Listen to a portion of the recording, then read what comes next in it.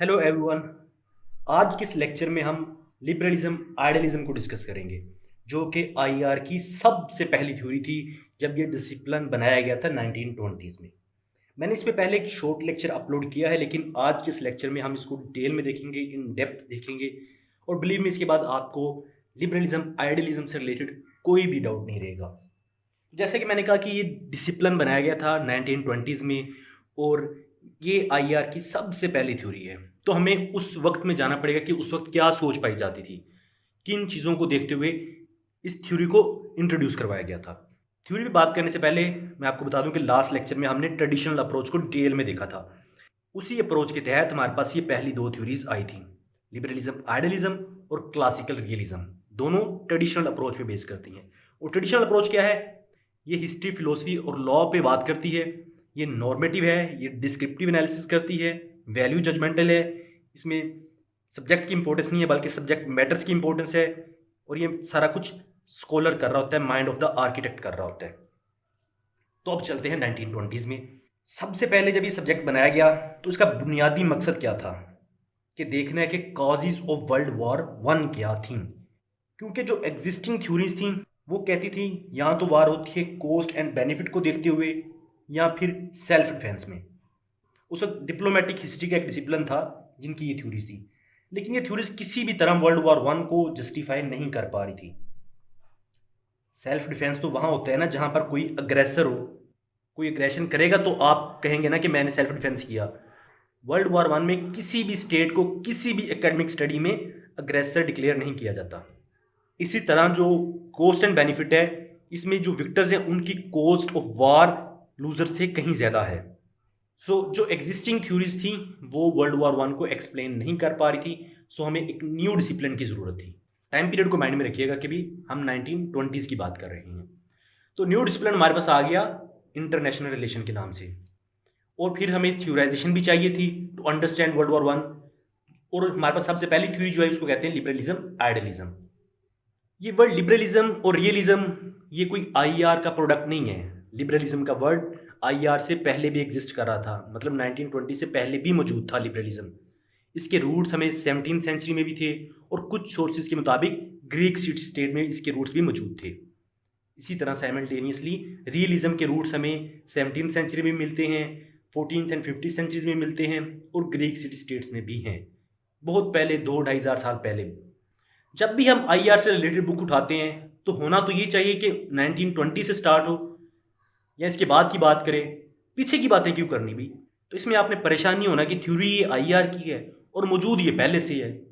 अगर ये पहले ही मौजूद थी तो फिर आईआर वालों ने क्या काम किया? आईआर वालों ने बहुत बड़ा काम किया। इससे पहले जो लिबरलिज्म था ना, सिर्फ लिबरलिज्म जो आईआर का नहीं था, वो मार्केट के कॉन्टेक्स्ट में था, वो फ्री ट्रेड ट्रेड के कॉन्टेक्स्ट में था, वो इंडिविजुअल के कॉन्टेक्स्ट में था, लाइफ लिबर्टी की बात करता था, प्रॉपर्टी राइट्स की बात करता था, इसमें कैपिटलिज्म भी था। तो बेसिकली ये जो लिबरलिज्म आइडियलिज्म है आईआर का, ये बेसिकली कंटिन्यूटी है प्रीवियस लिबरलिज्म की, बट एक नए डिसिप्लिन में। लिबरलिज्म आइडियलिज्म की जड़ें इसके लिबरलिज्म के ग्रैंड स्ट्रक्चर में मौजूद हैं। तो ये चीज़ें हमारे स्टूडेंट को क्लियर होनी चाहिए। इसलिए लिबरलिज्म रूट्स को समझना बहुत ज़रूरी है। दुनिया कैसी चलनी चाहिए, दुनिया कैसी होनी चाहिए, दुनिया कैसी हो सकती है, दुनिया को बेहतर जगह कैसे बनाया जा सकता है, इन बातों के लिए पीछे कई फिलोसफर्स की बातें मौजूद हैं। तो आपको इनका पता होना चाहिए। इन्हीं आइडियाज़ को रियलिज्म भी एक्सप्लोर करती है, और इन्हीं आइडियाज़ को आइडियलिज्म भी एक्सप्लोर करती है, और इन्हीं आइडियाज़ में कहीं ना कहीं फ़र्क भी हमने निकालना है। तो अब फिर हम इन लिबरल रूट्स को देख लेते हैं कि आखिर इससे पहले 1920 से पहले क्या क्या बातें होती रही हैं लिबरलिज्म से रिलेटेड। और इसमें हम फिलोसफर्स की बातें भी करेंगे कि उन्होंने अपने अपने टाइम में क्या क्या बात की थी लिबरलिज्म से रिलेटेड। लिबरल रूट्स में जो सबसे पहली चीज़ हमें मिलती है वो तो ग्रीक सिटी स्टेट्स में मिलती है। इसमें इंडिविजुअलिज्म, इसको बड़ी मरकजी हैसियत हासिल है। एक आधा फिलोसफर यानी प्लाटो वो कलेक्टिविज्म की बात करते हैं, लेकिन लार्जली इंडिविजुअलिज्म को कैसे बेनिफिट किया जाता है सारे इसी बात पर जोर देते हैं। इसके बाद 17th सेंचुरी में जॉन लॉक है। जॉन लॉक कहते हैं कि पीस कैसे हो सकता है। पीस को बनाने के लिए जॉन लॉक कहते हैं कि ह्यूमंस आर रेशनल, और रेशनल होने का मतलब है कि वो वॉर को अवॉइड करते हैं और पीस को प्रमोट करते हैं। इसी तरह 18th सेंचुरी में हमारे पास मोंटेस्क्यू है जो लिबरलिज्म पे बात करता है, जिसका कहना है कि humans are basically peaceful, they love peace. फिर ये कहते हैं कि humans do not like fighting, society likes fighting. एक इंडिविजुअल, एक ह्यूमन, वो फाइटिंग को लाइक नहीं करता, वो पीस को लाइक करता है। लेकिन जब इन इंफरादी इंसानों को इकट्ठा करके एक स्टेट बना देते हैं और कहीं और लोगों को इकट्ठा करके एक और सोसाइटी बना देते हैं, तो सोसाइटी एज एन इंस्टीट्यूट ये टकरा जाती हैं। तो हमने सोसाइटी को इस तरह बेड़ियों में जकड़ना है कि वो भी इंडिविजुअल की तरह फाइट ना करे। फिर इस तरह यही लिबरल रूट्स हमें इमैनुअल कांट के यहाँ भी मिलते हैं। 18th सेंचुरी में इमैनुअल कांट कहता है कि एक वर्ल्ड गवर्नमेंट बना दी जाए, एक वर्ल्ड फेडरेशन बना दी जाए और इसमें तमाम गवर्नमेंट्स डेमोक्रेटिक हो जाएं। तो फिर democracies do not fight with each other. अब ये भी लिबरल टेंडेंसी है। फिर एक बाबा जी हैं जेमी बेंथम, ये बात करते हैं कि अगर लोगों को ट्रेड में कनेक्ट कर दें तो आप पीस को स्टैब्लिश कर सकते हैं, क्योंकि people want trade not war. जितनी ट्रेड बढ़ती जाएगी लोग आपस में जुड़ते जाएंगे, अगर कोई इख्तलाफात होंगे भी तो उनका मिल बैठ के हल निकाल लेंगे।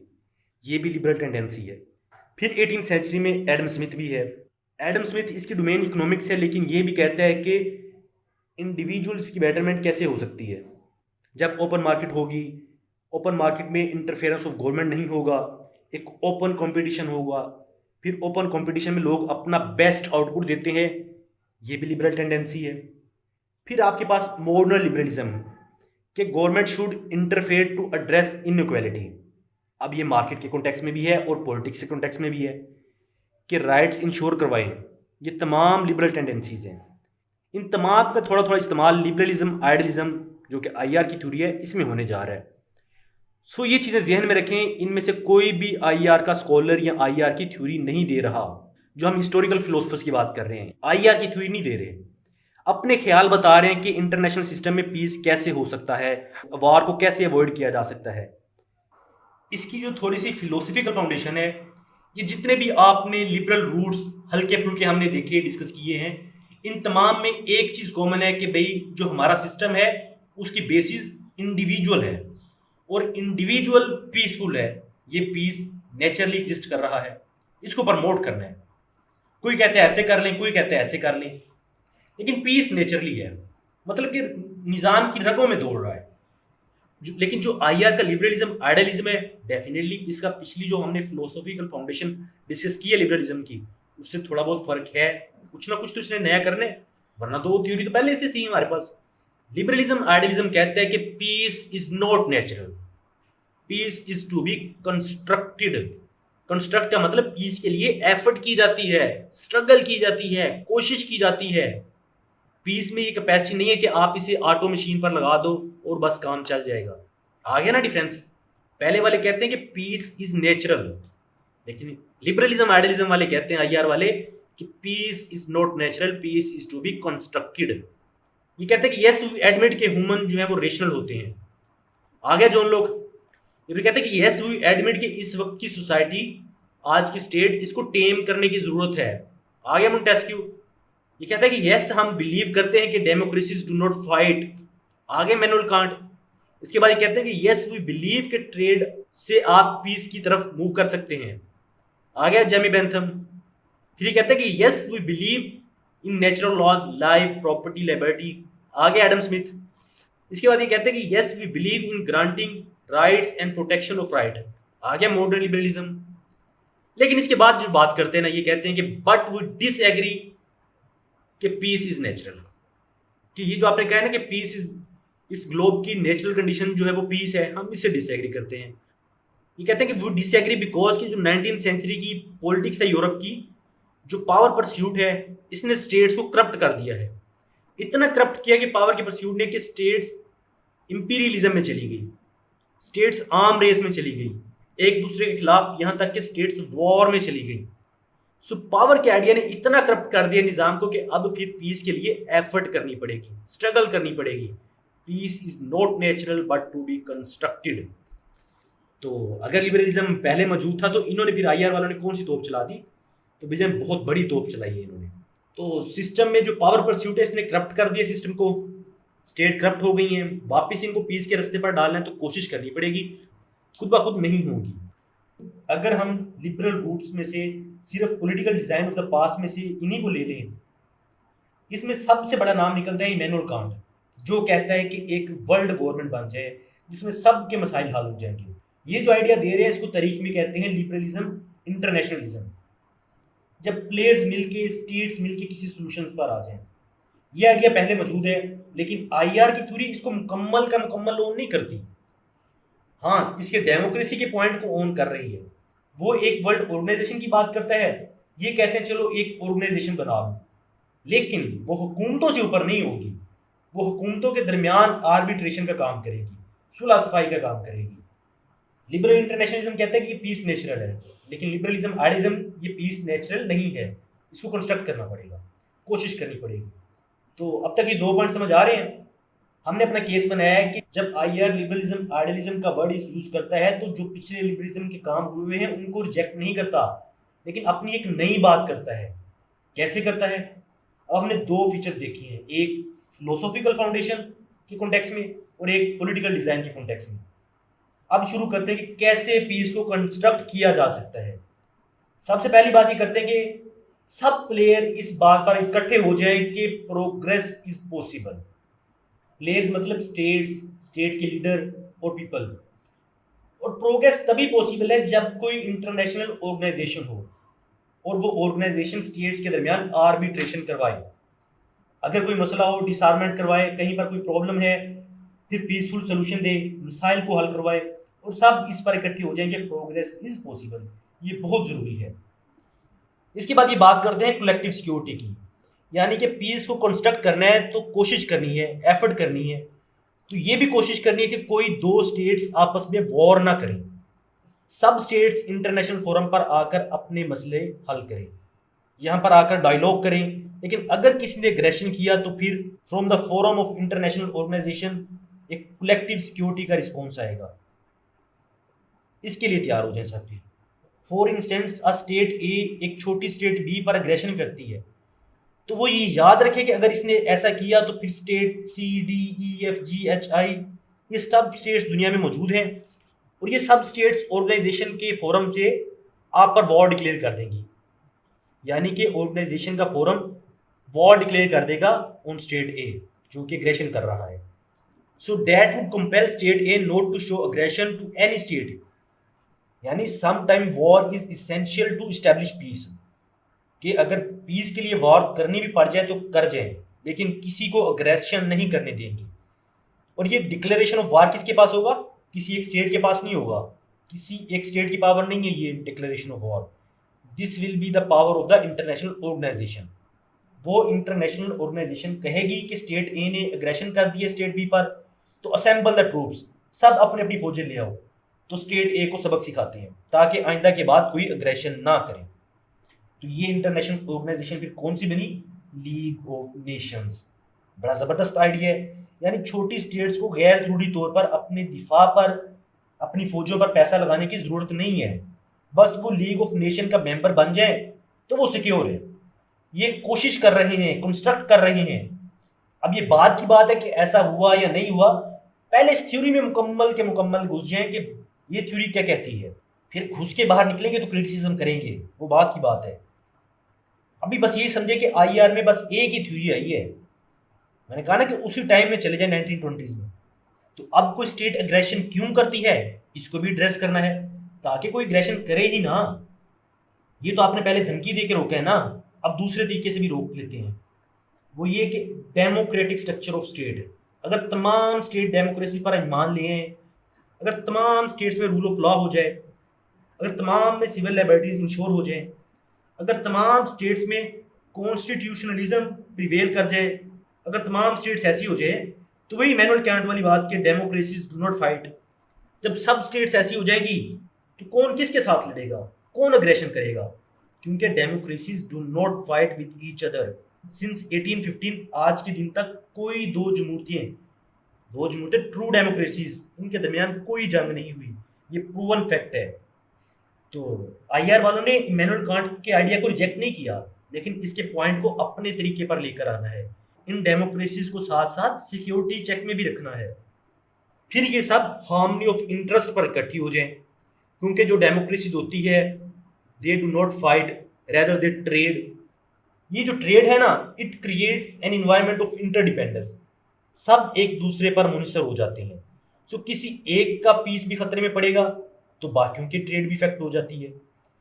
ये जब इंटरडिपेंडेंट हो जाते हैं ना, तो अगर आपस में कोई छोटे मोटे इश्यूज हों भी तो इनको बैठ के हल कर लेते हैं, क्योंकि इस इंटरडिपेंडेंस से इनके इंटरेस्ट हार्मोनाइज्ड हो जाते हैं। अब ये हार्मनी ऑफ इंटरेस्ट की बात कौन करता है? जेरेमी बैंथन।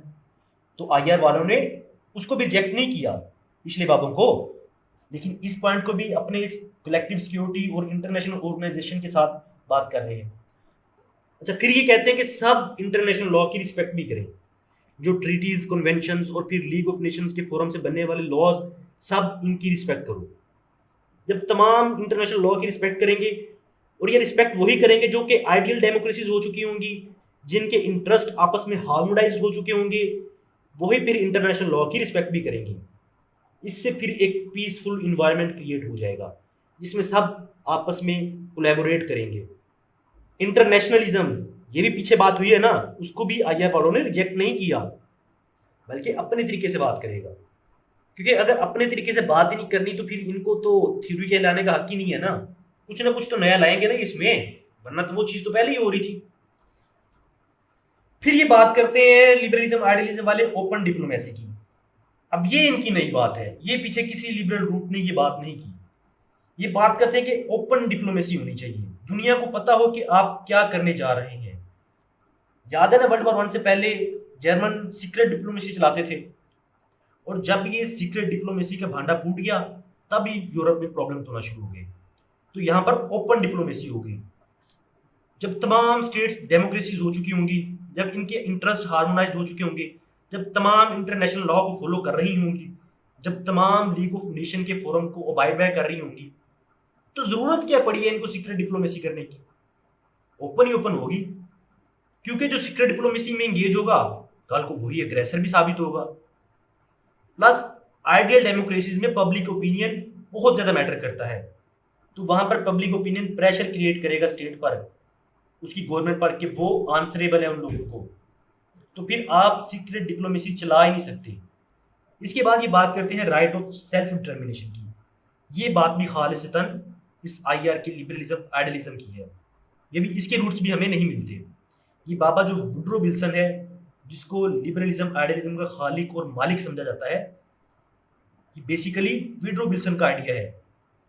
वुड्रो विल्सन एक सदर होने के साथ साथ एक एकेडमिशियन भी था, एक स्कॉलर था, और बड़ा मशहूर स्कॉलर था अपनी सदारत से पहले। वुड्रो विल्सन का ख्याल है कि यूरोप के कंट्रीज ने कोलोनाइजेशन की हुई है। इस कोलोनाइजेशन से आप जो वहां से बेनिफिट लेते हैं, इन बेनिफिट से आप यूरोप में अपने ओपोनेंट को टफ टाइम देते हैं। पैसा लूट मार करके आप कॉलोनी से लाते हैं, और इसके बाद आपस की यूरोप की राइवलरीज जो हैं वो बढ़ती हैं। इसी पैसे से आप आर्म रेस करते हैं। सो वुड्रो विल्सन कहते हैं कि ये कॉलोनीज को खत्म करो। अगर सही सिस्टम आपने बनाना है तो कॉलोनीज का खात्मा करना पड़ेगा, क्योंकि ऐसा ही हुआ वर्ल्ड वॉर 1 में। स्टेट्स कॉलोनीज के रिसोर्सेज से अपने हथियार बनाते गए, और वर्ल्ड वॉर 1 में इतने ज्यादा एक दूसरे के खिलाफ हो गए कि जंग हो गई।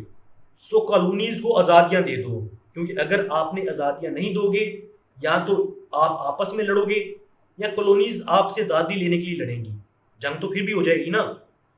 सो आओ इन पॉइंट्स पर इकट्ठे हो जाओ, तभी हम एक बेहतर दुनिया बना सकते हैं। दुनिया में हमेशा हमेशा के लिए अमन हो जाएगा। अब ये अमन हुआ कि नहीं हुआ, ये नेक्स्ट लेक्चर में देखेंगे। और जाहिर है अमन तो नहीं हुआ। लीग ऑफ नेशन की तो किसी काले चोर ने नहीं सुनी, अग्रेशन भी हुए, डेमोक्रेसी भी कोई नहीं बनी, इंटरनेशनल लॉ की वायलेशन भी टिका के हुई, सीक्रेट डिप्लोमेसीज भी चलती रही, किसी ने कॉलोनीज को भी आज़ाद नहीं किया। यही पॉइंट्स है ना इस लिबरलिज्म आइडियलिज्म के। कलेक्टिव सिक्योरिटीज छोटी स्टेट्स पर तो चल गई, बड़ी स्टेट्स पर तो कहीं नहीं चली। तो ऐसी थ्योरी का चार्ट डालना है जो एक दिन के लिए भी नहीं चली, ये तो यूटोपिया था। इसलिए तो इसे कहते हैं लिबरलिज्म आइडियलिज्म। आइडियलिज्म यूटोपिया, ये ख्वाबों की दुनिया। तो अब इसी मेथोडोलॉजी, इसी अप्रोच पे जो नेक्स्ट थ्योरी है क्लासिकल रियलिज्म, वो आके इन लिबरलिज्म आइडियलिज्म की गलतियों को हाईलाइट करेंगी कि भाई आपने सिस्टम को गलत समझा है, ये चीज़ें जो आप कह रहे हो ऐसी नहीं है। अब हम आपको बताते हैं कि चीज़ें कैसी हैं। 1930s में फिर क्लासिकल रियलिज्म आ जाता है हमारे पास, तो उसको फिर हम नेक्स्ट लेक्चर में देखेंगे। अगर आपको ये लेक्चर इन्फॉर्मेटिव लगा है तो काइंडली इस चैनल को ज़रूर सब्सक्राइब करें और बेल आइकन भी प्रेस कर दें। Thank you very much.